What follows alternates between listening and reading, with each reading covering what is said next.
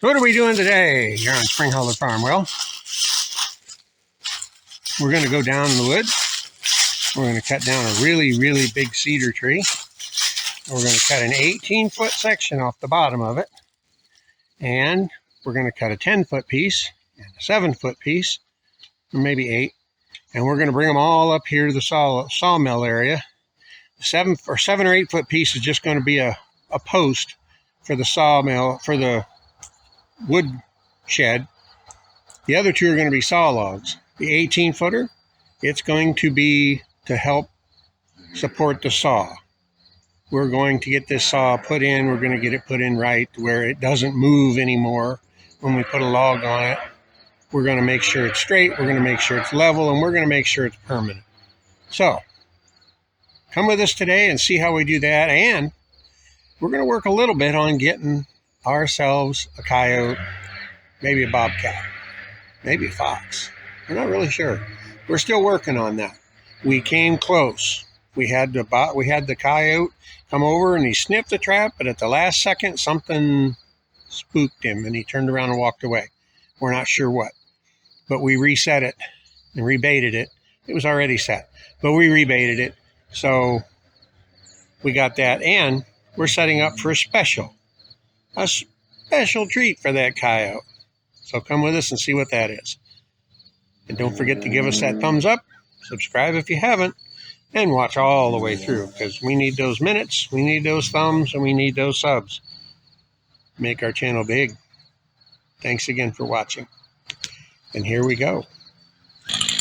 Well, there's Randy in there. He's getting ready to take this big old cedar down. I don't know how well you can see it, but it's a good size one. Nice and straight. Stays thick a long ways. We need some cedars for the sawmill. I'm assuming he's making a wedge now.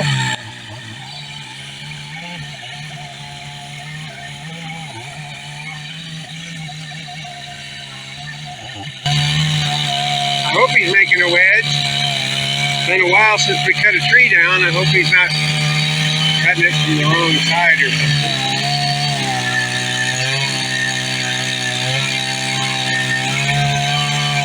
He's been doing this a while.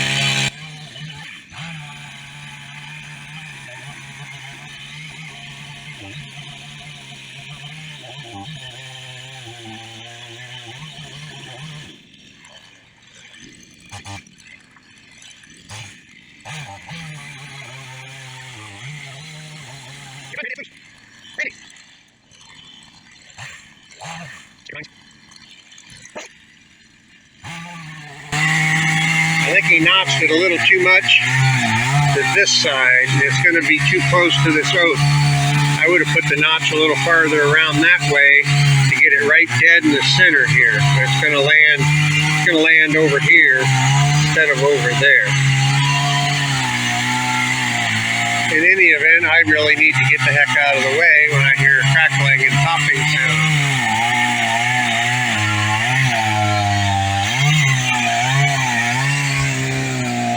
We're down here by the pond, in case you're wondering exactly where this tree is.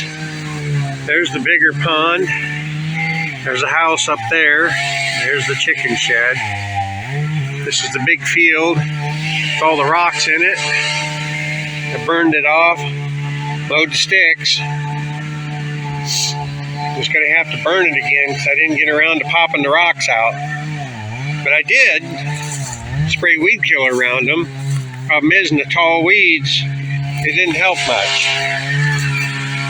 Anyway, let's see how that tree's coming. I think that's it up there, the top of it. And it does seem to be moving just ever so little.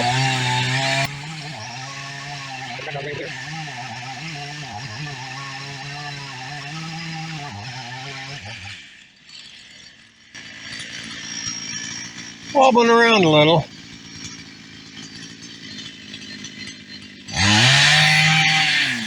He has a hard time with chainsaws. They're not built for lefties.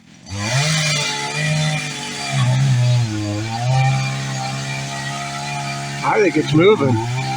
Yes, sir, it is. There it goes. Timber! right. I was hoping it wouldn't tear up that oak too much. I want that oak to flourish. And it looks like it will. Now we got us a really nice cedar for the saw. Well, there's our log. This is why we picked this tree. 16 feet is right about there. And we still have all of this. Even up in here, it's a 10-inch log. And that's another 12 feet past the 16. So we've got a lot of really nice cedar here. In the bottom 10 or 12 feet, I don't think it had a branch to speak of. I mean, a few twigs. But it should make a really nice saw log. We're hoping this can be the base to put underneath the saw from one end to the other, so it's all the same. We're hoping we can cut two 16-footers out of here. And Randy's up there now measuring to see just exactly how much we can cut with that saw at one time. And turns out too, see all these cedar branches? Well, they're going to come in handy for a coyote trap. I got snares coming. In that one area where the coyotes pass through almost every night, I'm going to block it with cedar bushes. And I'm going to leave one small opening where they can get through. And I'm going to put one beam across the top of it so that the deer will jump over it instead of getting hung up in the snare. Yeah, I've watched a lot of videos on trapping and snaring. Getting better. Getting better. We almost got a coyote the other night. He was sniffing around. He almost got in it, but the last minute he turned aside. Something turned his attention away. But they say snare traps, they're not near as wary of. They're not so worried about them. They're a lot easier to catch in a snare trap. So if I can funnel them down to one small hole, it's just the right size for, kind of like here in between these two limbs. If that was a nice opening and there was no other way around for a long ways and they go through there all the time, you just put a snare loop in there and bam, you got them. And that's the plan. I'm going to use these branches to set a place for a snare trap. In the meantime, we've got our canterbury trap and our foot trap set up again and rebaited and ready to go. Hopefully tomorrow we'll have a critter for you. But in the meantime, we're still trying. Let's see, this tree right about here, this is the way the cedars are. When you start seeing big branches come off, that branch takes 2 or 3 inches of girth off of this above it. So once it gets to a certain point, they just dwindle quickly. So it's really pretty rare to have a tree go that far and be that thick. It's probably 14, 15 inches in diameter, 16 feet up, and that should be perfect.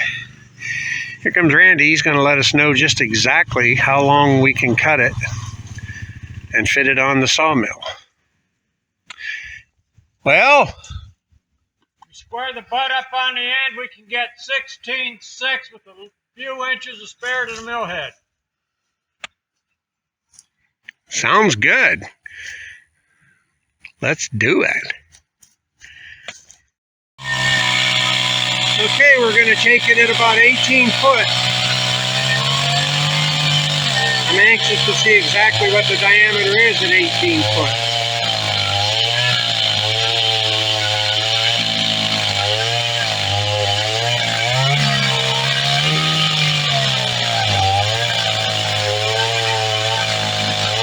Man, that smells good. Love the smell of fresh cut cedar. I didn't expect that. I thought for sure that would drop right off of there. Give it a kick. Kick it with your left foot. Kick the log.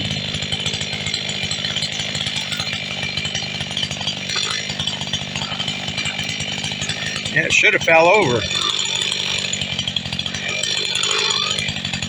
Kick it again. Kick it again. There you go. That is a nice piece of wood.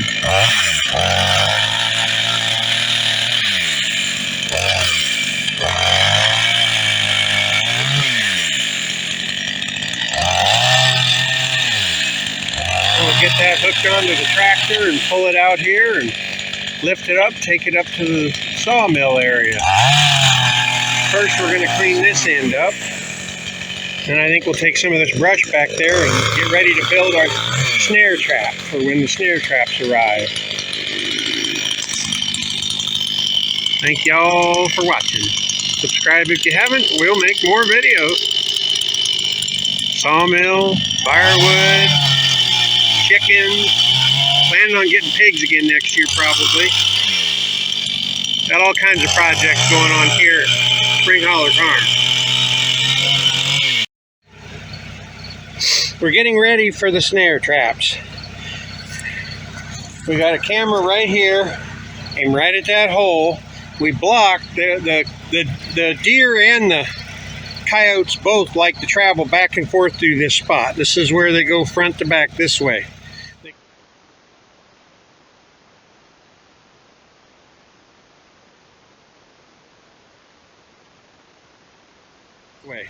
They go from that field over into this field, up into the front. My house, my chickens, they're all up there. So I've narrowed it down to this one little hole like this. And then when my snares get here, which should be a couple of days, I should be able to put a snare in that hole and bam, grab them when they run through.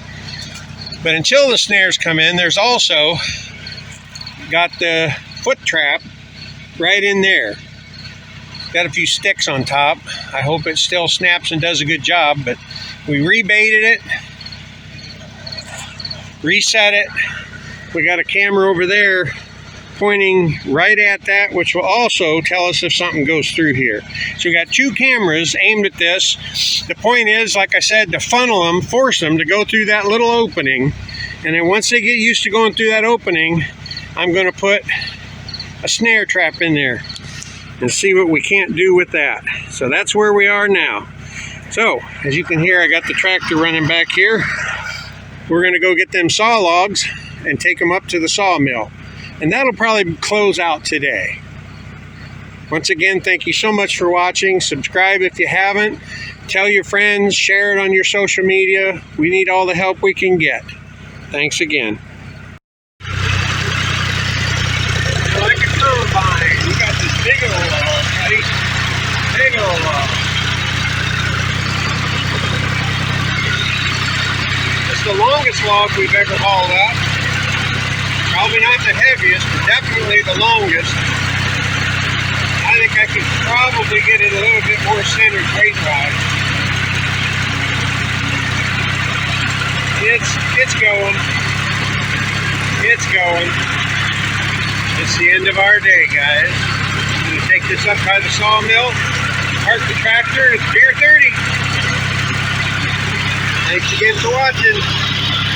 That thumbs up. Those thumbs ups are really critical. Really critical. Thank you again.